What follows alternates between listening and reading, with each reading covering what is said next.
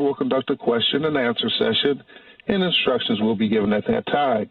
If you need assistance during the call, please press star, then 0. I would now like to turn the conference over to Jen Psaki. Please go ahead. Good afternoon, everyone. Thank you for joining us on this snow day, and we wanted to ensure we held a briefing today to, of course, keep our streak going and ensure we were being transparent and open as possible to all of you and the questions you have on a daily basis. And as we like to do, we have also secured an excellent policy advisor. Today we are joined by Homeland Security Advisor and Deputy National Security Advisor Liz Sherwood Randall. She will discuss the administration's continued efforts around the winter storm impacting Texas, Oklahoma, and other states in the central United States.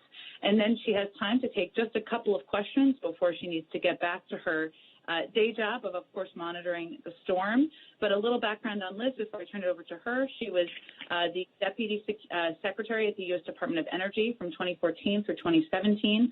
Earlier in the Obama administration, she served as White House Coordinator for Defense Policy, Countering Weapons of Mass Destruction and Arms Control. Prior to that, she was Special Assistant to the President and Senior Director for European Affairs at the National Security Council.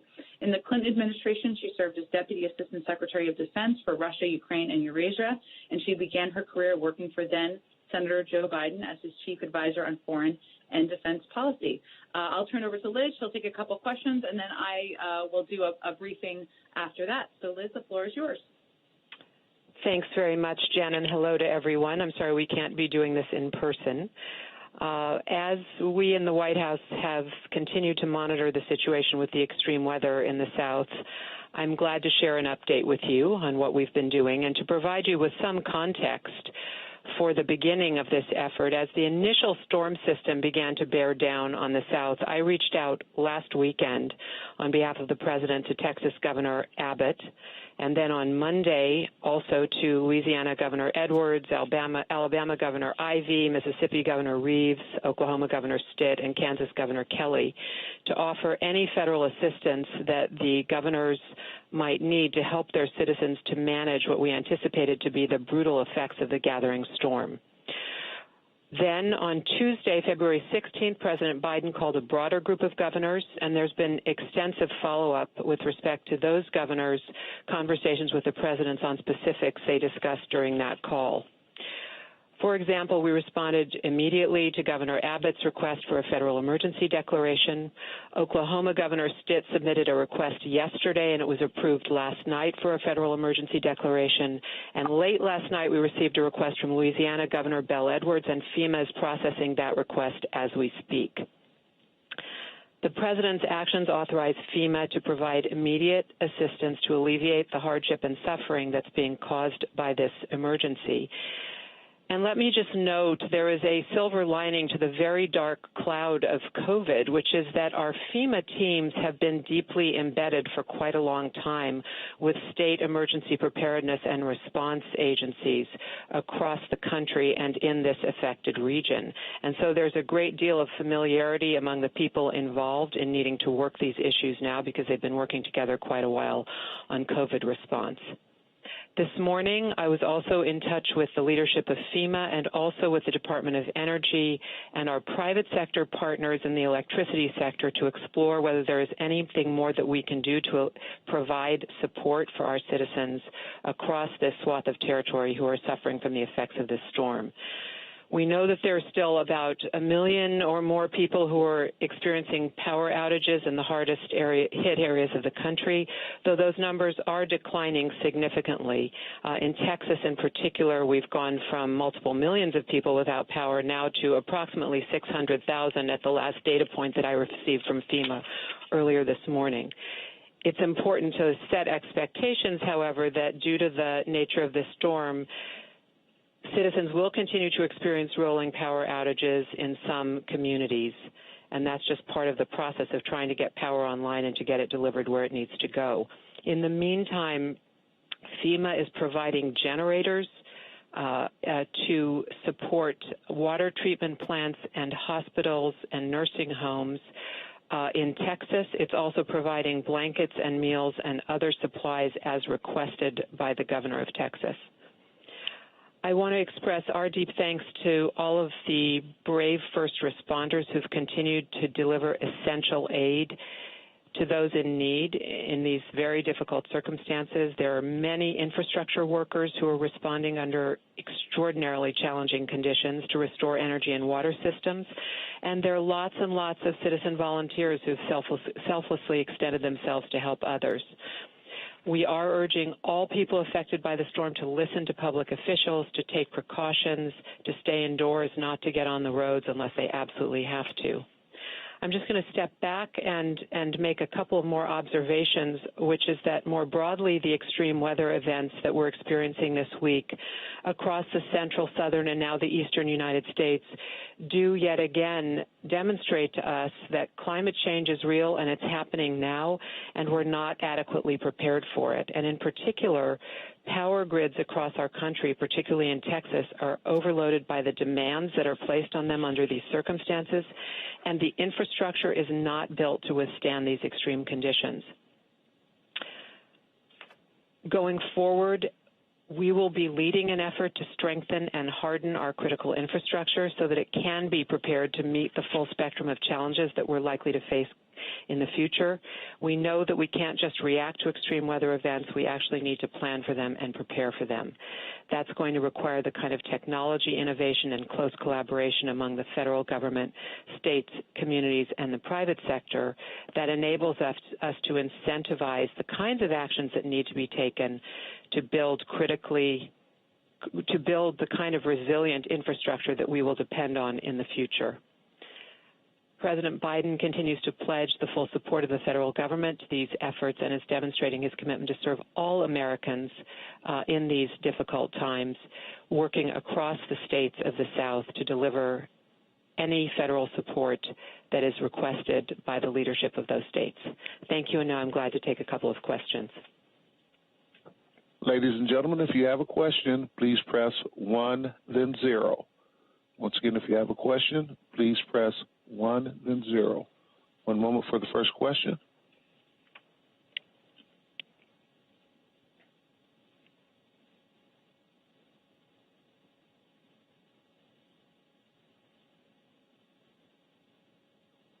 Your line may be open. I'm not sure. Art, do you want to let them know who you just? Yes, I am. One moment. One moment.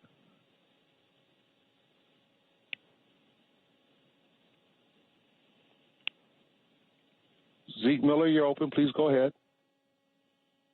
Thank you so much for doing the call.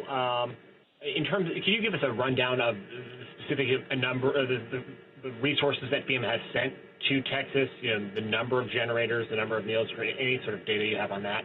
And then to your point about hardening the grid, what role does the federal government have in making the Texas grid more resilient, given that it is largely separate from federal oversight?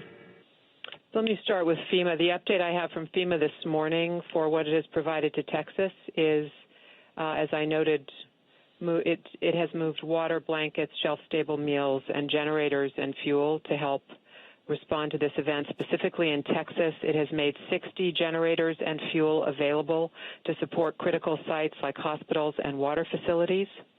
It has moved in 729,000 liters of water, more than 10,000 wool blankets, 50,000 cotton blankets, and 225,000 meals. And it's also deploying additional capabilities as we speak, trying to be postured for additional demands that Texas may place, and additional requests that Texas may express to FEMA for needs that FEMA can respond to. So, for example, trying to figure out how to get more fuel oil in, diesel oil in, if necessary, to power facilities in this emergency. To the question about the Texas grid, you're right, the Texas grid is islanded. That is a deliberate decision that was made by Texas. But I do think going forward there's an important conversation to be had around how we can enhance the resilience of our critical infrastructure to meet the needs of all our citizens. For now, we're focused obviously on these days. The future will give us an opportunity to conduct that discussion at the federal, state, and local level. Thanks. Next, we have Jennifer Jacobs, Bloomberg News. You're open. Hi, thanks, Liz. The Texas governor has ordered gas producers in Texas to sell the product within the state, effectively barring exports and potentially jeopardizing foreign allies that are relying on those supplies.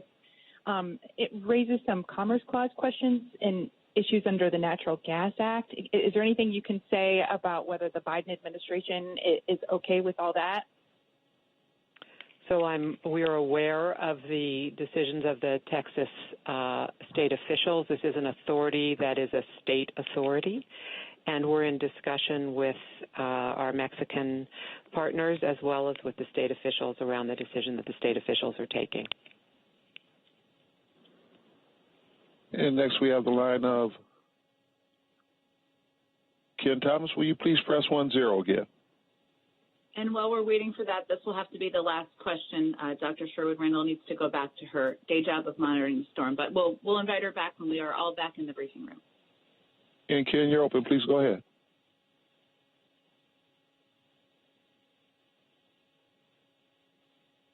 Ken, do you want to press 10 again? You took yourself out. Please press 10.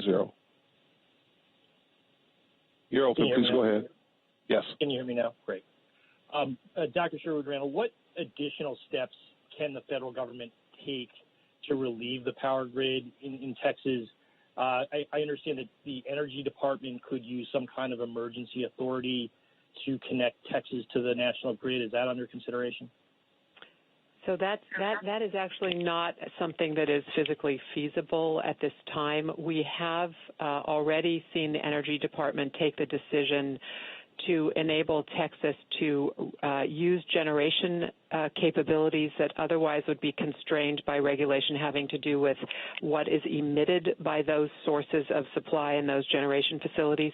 So essentially to relax some of the standards in an emergency for pollution so that they can generate sufficient power while some of their sources are offline or reduced.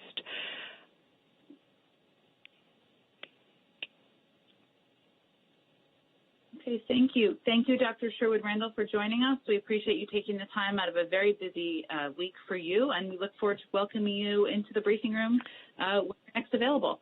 Thank you. It was a pleasure to be with you. Thank you. Bye-bye. So I have a few just more additional updates to provide to all of you, and then we will take as many questions as we can in the time allotted. First, the federal government is also monitoring the weather's impact on our vaccination efforts. We are experiencing delays in COVID-19 vaccine shipments and deliveries. CDC and federal partners are working closely with the jurisdictions as well as manufacturing and shipping partners to assess weather conditions and to help mitigate potential delivery delays and cancellations. Our COVID response team is in constant communication with local officials, hearing about what's going on the ground. By doing so, we're able to work to deploy the resources of the federal government to the extent we can to address issues related to deliveries, distribution, and vaccinations. This week, we've already had and will continue to field many one-on-one calls, correspond via email, and conduct Zoom meetings with states, tribes, territories, and key partners to remain in close contact about our vaccination efforts and the impact of the storm. We're also working with our partners to move up scheduled deliveries whenever possible and to surge shipment operations through the end of the week into the weekend. We're in conversation about extended hours and additional appointments to try and reschedule shots given the storm. Our goal is to ensure vaccine distribution across all jurisdictions is as stable and equitable as possible through this program, and we continue to work closely with jurisdictions and pharmacy partners to achieve that goal.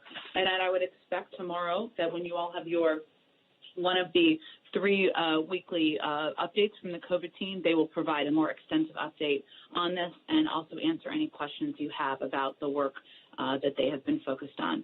Second is today, President Biden's immigration bill, the U.S. Citizenship Act, will be formally introduced in Congress. This legislation modernizes our immigration system. It provides hardworking people who have enriched our communities and lived here for decades an opportunity to earn citizenship. The President's priorities reflected in this bill are to responsibly manage the border, keep families together, grow our economy, address the root causes of migration from Central America, and ensure that America remains a refuge for those fleeing persecution. The President believes all of these require immediate action that is long overdue. Immigration reform is not historically a Democratic or Republican priority, but an American one. Modernizing it is long overdue, the system. We expect elected officials from both sides of the aisle to come to the table so we can finally get this done. I also wanted to note numbers out this morning on new unemployment claims. Jobless claims increased, and for 48 weeks in a row now, new regular unemployment claims have outpaced their pre-pandemic high. Combined with stalled job growth over the last 3 months, we have a clear picture of the trouble our economy is in and the financial pain being felt by millions of Americans. Economists, experts, and leaders across the political spectrum have come out in support of the rescue plan because they know it's the best tool we have to get us through this economic storm, create millions of jobs, and get Americans back to work. Also, many of you have been asking for a preview of the President's remarks and engagement remotely at the G7 and Munich Security Conference tomorrow, so let me venture to do that, and then we'll take your questions. Tomorrow morning, or I will take your questions, I should say. Tomorrow morning, President Biden will join fellow world leaders at a virtual gathering of the G7. This will be the first gathering of G7 leaders since April of 2020. This virtual engagement with leaders of the world's leading democratic market economies will provide an opportunity for President Biden to discuss plans to defeat the COVID-19 pandemic and rebuild the global economy. President Biden will focus on a global response to the COVID pandemic, including coordination on vaccine production, distribution, and supplies, as well as continued efforts to mobilize and cooperate against the threat of emerging infectious diseases by building country capacity and establishing health security financing. In January, on President Biden's first day in office, he announced that the United States would re-engage with the World Health Organization to strengthen global health. His first national security memorandum was focused on COVID-19 and the relationship between a safe and secure United States, defeating COVID-19, improving global health, and advancing domestic and global health security to prevent, detect, and respond to future biological catastrophes. The administration has pledged the United States will join the COVAX initiative to purchase and distribute vaccines globally and through a multilateral mechanism. These global efforts reinforce the President's progress to address the COVID pandemic at home, including increasing the pace of vaccinations, instituting public health measures for safe travel, and providing schools with scientific guidance for safe operations. President Biden will also discuss the global economic recovery, including the importance of all industrialized countries maintaining economic support for the recovery and collective measures to build back better. As we build back better, we must ensure that the recovery is inclusive and benefits all workers, including women and members of historically disadvantaged groups and all parts of our country.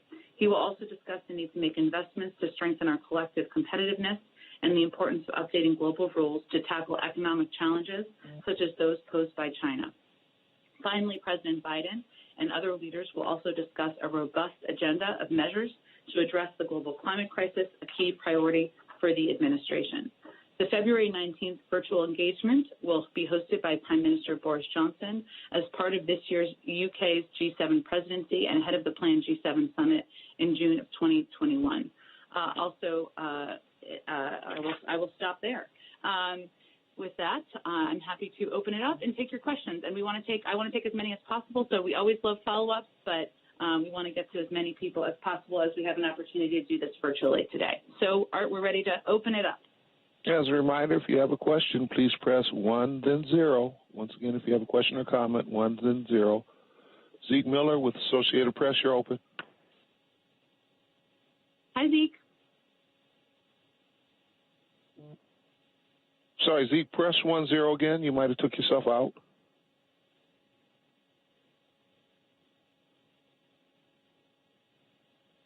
One moment.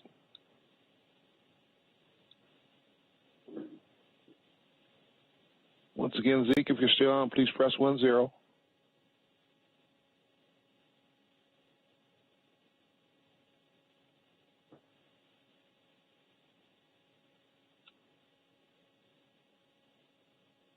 And we'll move on. We have Jennifer Jacobs, Bloomberg News. Please go ahead. Hi, Jennifer. As we can Hi. Slightly, but we're trying. Question about reports on the recovery package being about $3 trillion for jobs and infrastructure as part of the President's Build Back Better program. Is the $3 trillion about in the ballpark that you're talking about? Well, Jennifer, let me first say that right now, the administration's sole priority, our sole priority, is getting the American Rescue Plan passed. which means getting shots in the arms of the American people, getting families urgent economic relief they need, ensuring communities have the resources they need in the fight against COVID. I would not expect the president or any of us to lay out next pieces of his agenda until that package is through and signed and that release is going out to the public. So there have been a range of reports, but what I can confirm for you is that there are discussions that are ongoing about the president's agenda looking ahead. No final decisions have been made, and we're certainly not at the point where we are either finalizing or previewing his future proposals.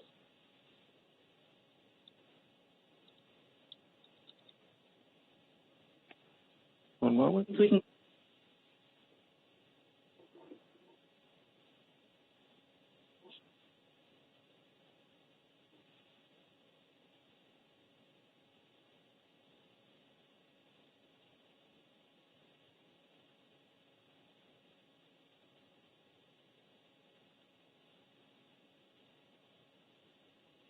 Did we open it up to the next question? One moment. We're searching for him.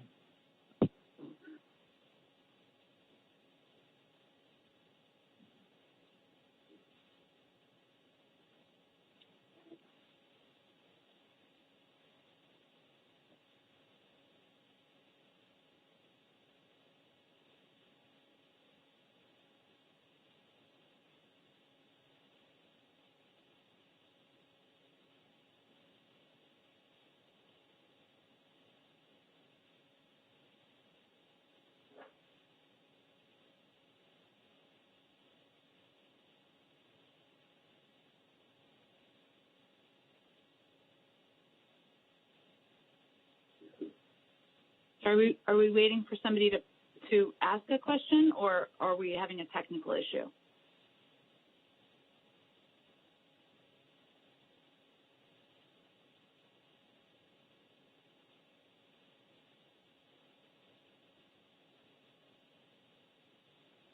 Jen, I think we're having a technical issue. Give us a second. Thank you.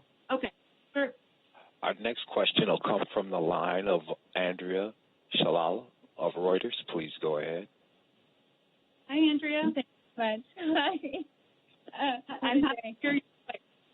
Getting a little work. To ask you a little bit more on the infrastructure, but I'm getting an echo.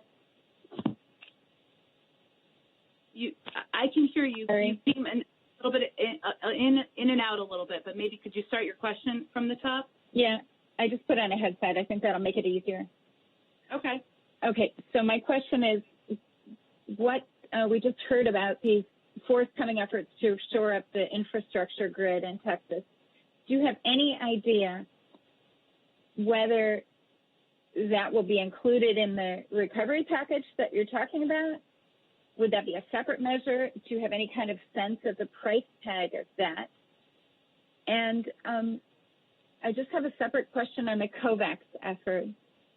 Sure. So there is a waiver that has been proposed by India and South Africa that would temporarily suspend intellectual property protection to ensure that vaccines can get to places in developing countries. Is that something that the United States supports? It was blocked by the previous administration. Well, let me first say on COVAX that I expect we'll have more news in the next 24 hours on our engagement and contributions to the overall global effort. But our commitment is to work with and through COVAX to ensure that we are both, there is equitable distribution of vaccines and funding globally, and also that there is a standard through which these vaccines are considered and distributed. I'm happy to talk to our team about that specific waiver, but again, I just wanted to reiterate that we are planning, we are committed to working through COVAX, and we'll have more on our contribution to the global effort in the next 24 hours. I believe there's also going to be a call later this afternoon to outline that in more specific detail. On your first question, can you just say that one more time? I apologize. Yeah, I basically was asking about the need to shore up the power grid. that we're just seeing now in Texas, and whether that is already part of the recovery, what you're thinking about the recovery plan, whether it'll be folded in, and if you have any estimates of what that specific component of recovery infrastructure would entail. Well, I would first say that, again, our sole priority right now is getting the American Rescue Plan passed. There is still more work to be done on that front. We have our foot on the gas, and we are remaining engaged with Democrats and Republicans on the Hill about moving that forward. It is not on the president's desk. It is not signed, and that relief is not in the hands of the American people. At the same time, there are ongoing discussions internally and with stakeholders in consultation about what the agenda looks like, the president's agenda looks like moving forward. But no final decisions have been made, and so I'm not in a position naturally to preview that. But I wouldn't expect that we will preview anything, or you'll hear the president talk about it until the American Rescue Plan is passed. In terms of your question about Texas, as Dr. Sherwood Randall conveyed, clearly, there is a need to assess and take a look at how we protect and support critical infrastructure across the country, including our national energy grids, and ensure that we are better prepared in the future. There is plenty of time to have that conversation. Right now, our focus is on working every lever that we have at our disposal through the federal government to get relief to the people of Texas. So I don't have anything to preview for you other than to convey that our focus is on the emergency at hand, and that is what we are putting our internal and interagency efforts on. Jen, can I just follow up? Has the President reached out to Governor Abbott and asked him to try to fix the facts in terms of cause crisis? I apologize, Andrea. You're kind of coming in and out. Can you just start that again? I heard Governor Abbott, but I didn't hear the rest of the question. Okay. Has the President reached out to Governor Abbott to ask him to stick to the facts on the cause of the crisis? The President spoke with Governor Abbott, I believe it was 2 days ago, and conveyed his commitment to helping utilize the resources available from the federal government to help the people of Texas. We are engaged at many levels, as Dr. Sherwood Randall conveyed, with governors, with members of their teams, with FEMA, with local authorities to ensure that relief is getting into the right hands and into the right communities.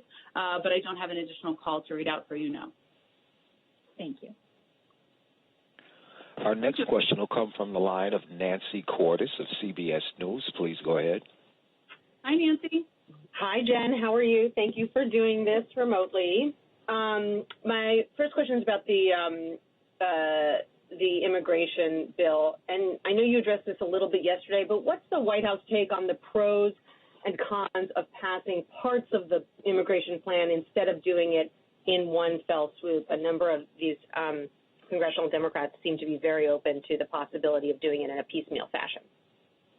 Sure. Well, first, the bill being introduced today represents much of President Biden's vision, which includes addressing some key components of what he feels needs to be modernized in our system, including providing an earned path to citizenship, which includes, of course, Dreamers, responsibly and effectively managing our borders, investing in smart security, and addressing the root causes of migration from Central America. He feels each of these components are vital and imperative to address our outdated immigration system.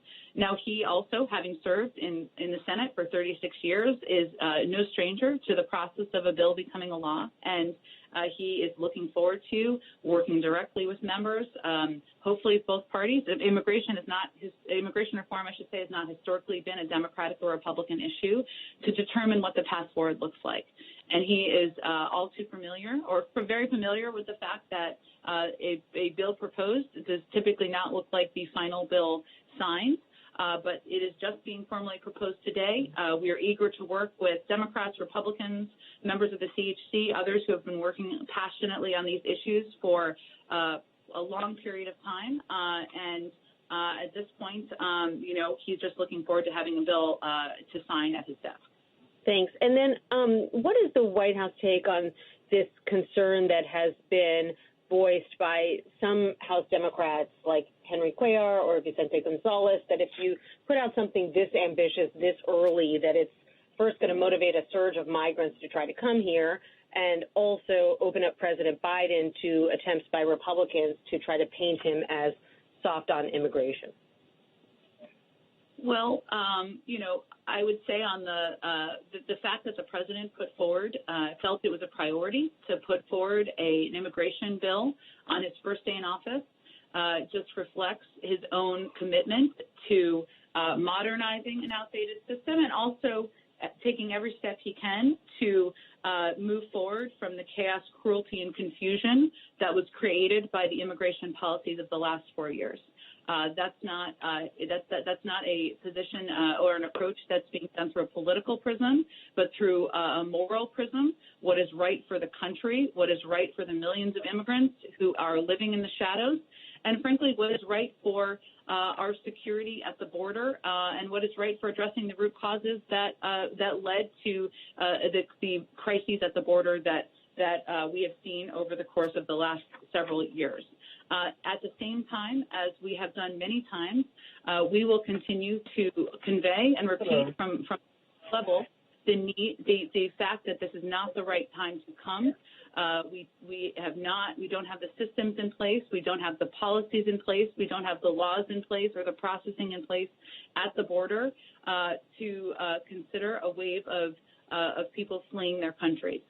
We are this is a priority. We're eager to get it through, and we're also going to take additional steps, as you've seen from the Department of Homeland Security and their efforts to increase processing through executive actions to inject some morality into this system. But this is not the time to come. We are eager to move forward with this as quickly as possible, and him proposing it on the first day, moving it forward within a month, is a reflection of that priority.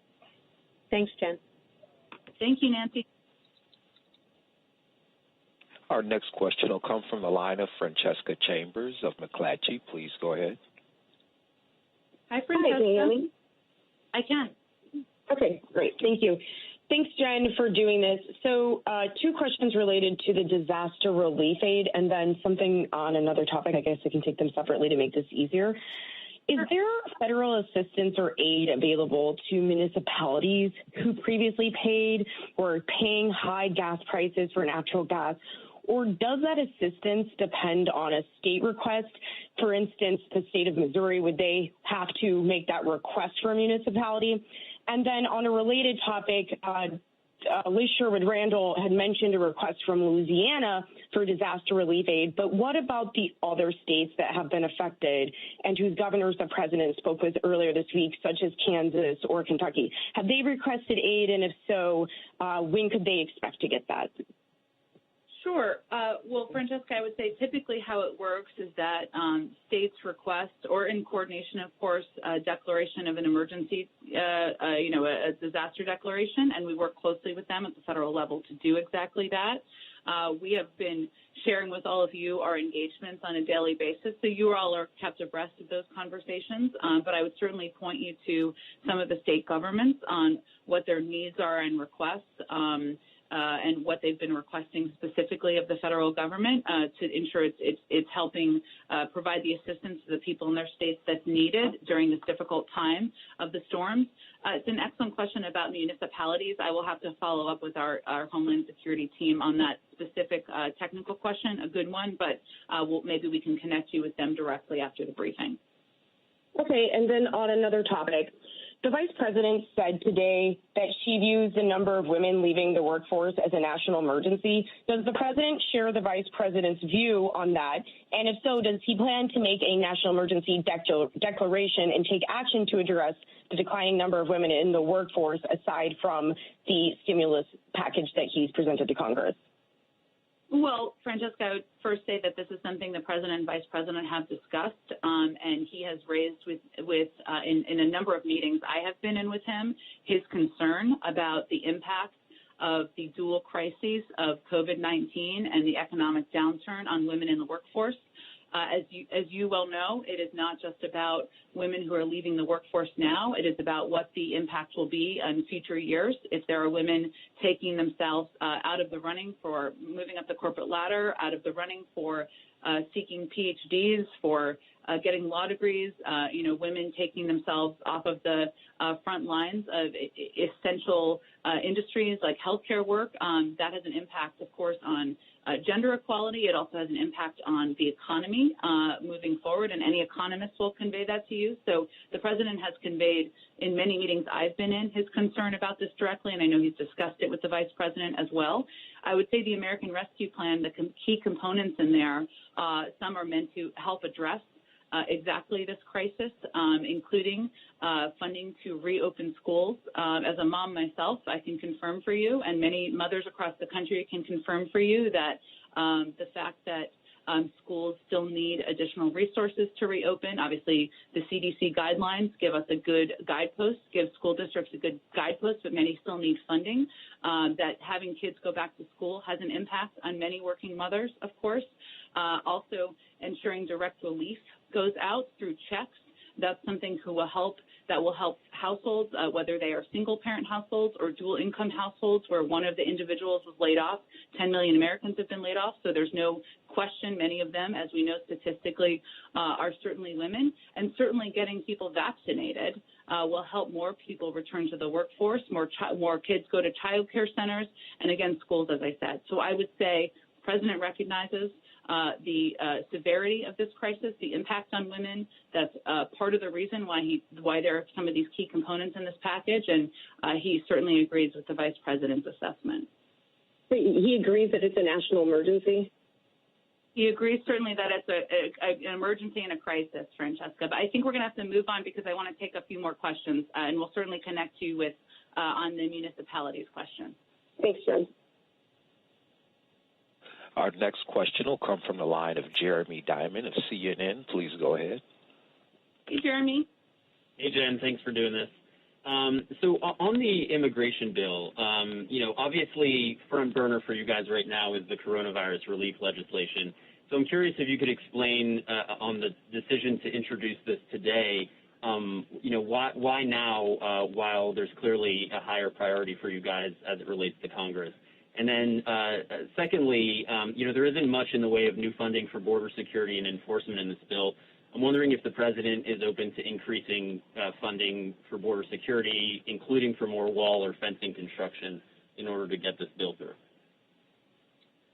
Well, first let me say that the president introduced, or I should say, announced his plans to introduce this package, to work with Congress to introduce this package on his first day in office, because he believes that modernizing our immigration system is an absolute priority for the country, and that we are able to, members of Congress are able to move forward in negotiating the components of the package and what it will look like in a final package, even while we are pushing forward on our effort to get the American Rescue Plan passed. And as you all know, Jeremy, and many people on the phone know, there are negotiations that will need to happen.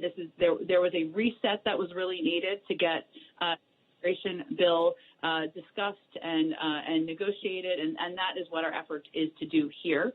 As you know, Representative Sanchez, Senator Menendez are starting this process, and we certainly are eager to have many more co-sponsors. Republicans join that, given that this has historically been an issue Democrats and Republicans are committed to. There is, of course, funding in here. One of the key components of the bill is investing in smart security at our ports of entry and doing it in a way that's actually effective. The funding, the entire strategy of the last 4 years was to funding for a wall that was not effective in securing our border, was not effective in providing a pathway to citizenship, obviously, was not effective at addressing the root causes. That is not our strategy. But there will be a discussion and negotiation. We certainly understand that the sausage that comes out of the machine on the other side will look different from the sausage that's introduced today. We're supportive of that, and we'll look forward to working with Congress to get the bill moving forward. And just real quickly on another topic, Florida Governor Ron DeSantis yesterday threatened to move a pop-up vaccination clinic after facing criticism from some county officials. He threatened to move it to another county. Would that kind of action by Governor DeSantis or any other governor affect federal government shipments of vaccines to Florida and prompt the federal government to take oversight of vaccination deliveries and administration in the state? Well, first let me say that our effort to get 100 million vaccines in the arms of 100 million shots in the arms of Americans, I should say, in the first 100 days and exceed that goal is not through a political prism, and we certainly would not support any effort to have the people of Florida or any state, Democrat or Republican, blue or red, impacted by the decisions of their leadership. So no, I would not see us taking action along those lines. We have increased, as you know, Jeremy, the shipments to states by 57% since the president took office. There are a number of ways that vaccines are being distributed in Florida, but of course in states across the country. We remain committed to doing that. I don't have anything more on that specific report, which I had not had the chance to review before the briefing. Our next question will come from the line of Nikki Schwab of Daily Mail. Please go ahead. Hi, Jen. Can you hear me? I can. Great. Just wondering if the president has any reaction to these reports that say Senator Ted Cruz flew to Cancun amid this giant winter storm in his home state of Texas. Well, I don't have any updates on the exact location of Senator Ted Cruz, nor does anyone at the White House. But our focus is on in working directly with leadership in Texas and the surrounding states on addressing the winter storm and the crisis at hand, the many people across the state who are without power, without the resources they need, and we expect that would be the focus of anyone in the state or surrounding states who was elected to represent them. But I don't have any update on his whereabouts.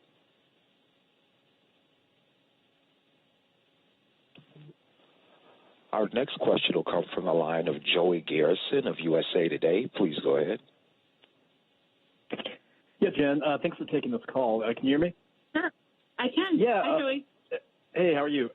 Republicans increasingly are jumping on the reopening schools issue for the 22 midterm elections, trying to blame Democrats and Joe Biden for the reason, parents' children aren't in school.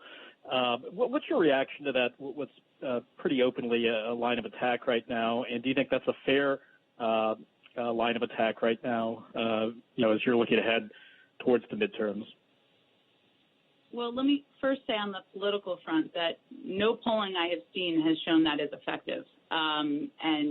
There was actually a poll out yesterday that showed that President Biden and teachers were the most trusted entities in terms of determining when schools should reopen. We obviously rely on science and rely on our health experts,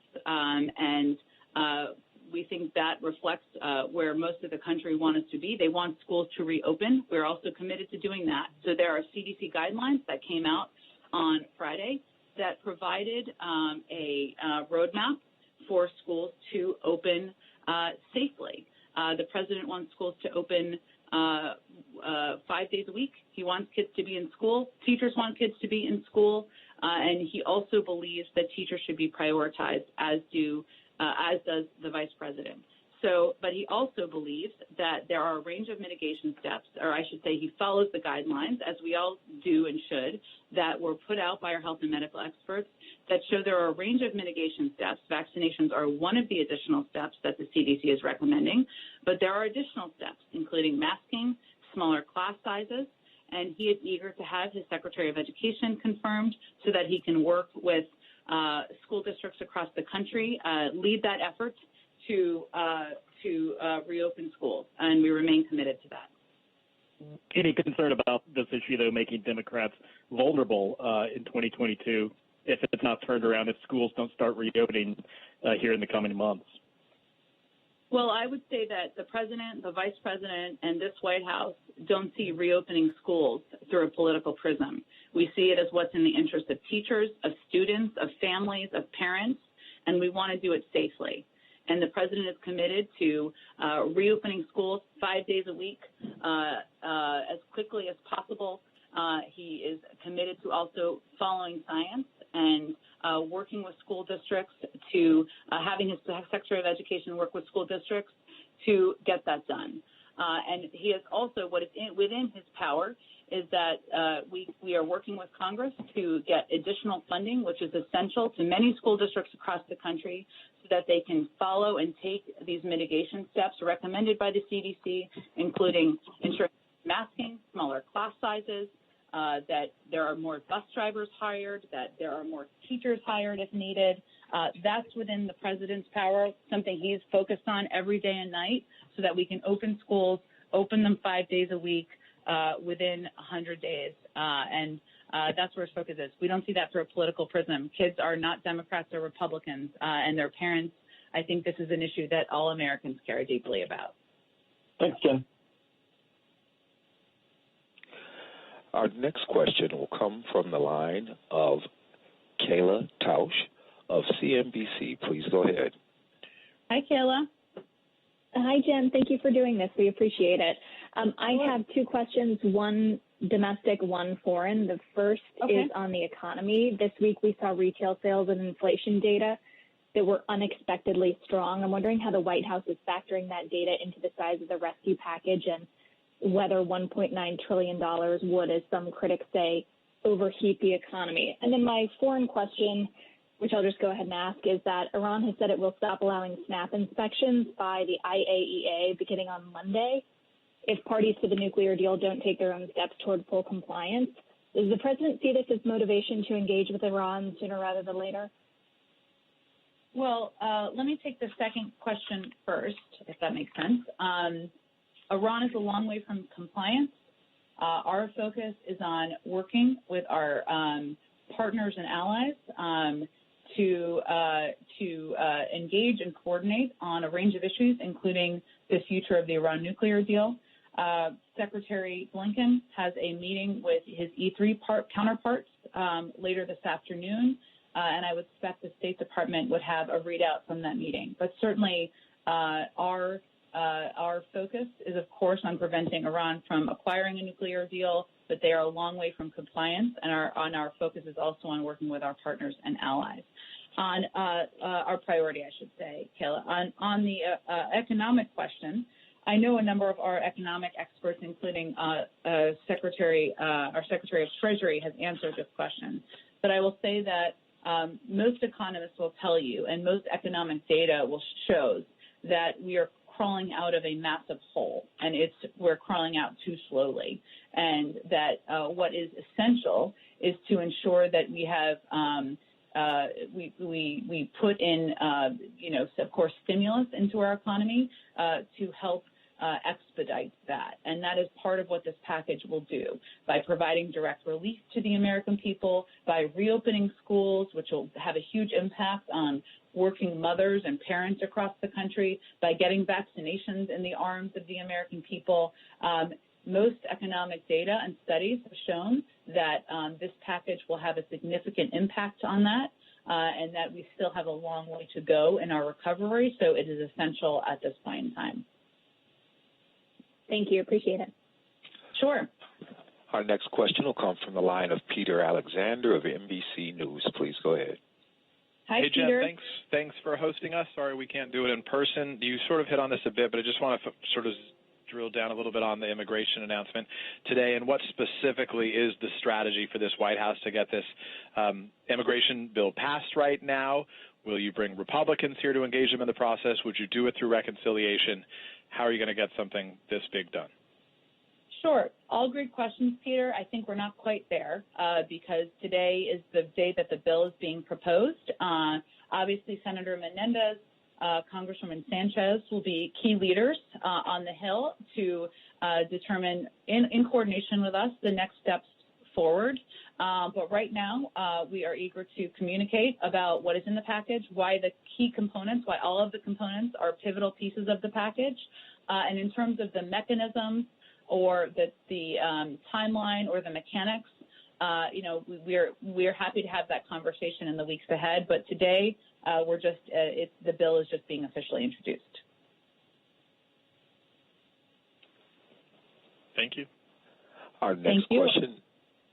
I'm just going to take two more questions, and we'll, of course, do this again tomorrow, but I just have a bit of a hard out coming up. But go ahead, whoever's next. Our next question will come from the line of Matt Visser of the Washington Post. Please go ahead. Hey, Jen, thanks for doing this in an unusual circumstance. We know from earlier that Biden spoke with governors on Tuesday about the weather conditions. Most of his visibility, though, has been on another disaster of COVID. Can you highlight a little bit just how hands-on Biden himself has been with the natural disasters, if he's briefed hourly, daily, if he has any plans to visit any of these states or plans to say anything more broadly about it at this time? Sure. I will say that the president is kept abreast of the developments in Texas and the surrounding states and receives updates every day, but more than once a day.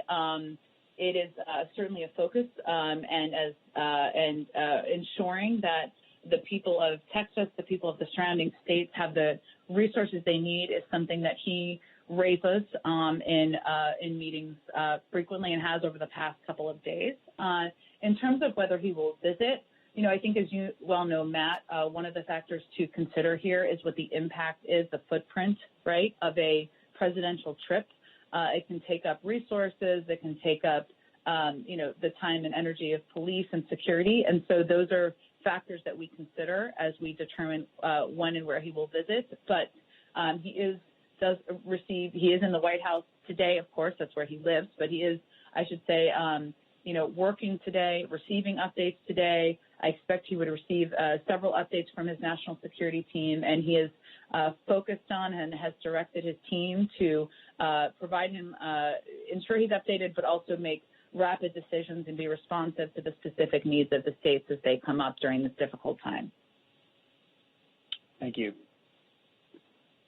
Okay, I'll take one more question, and then we'll do this again tomorrow. Well, a different version of this, but. Our next question in queue will come from the line of Mr. James Rosen of Sinclair Broadcast Group. Please go ahead.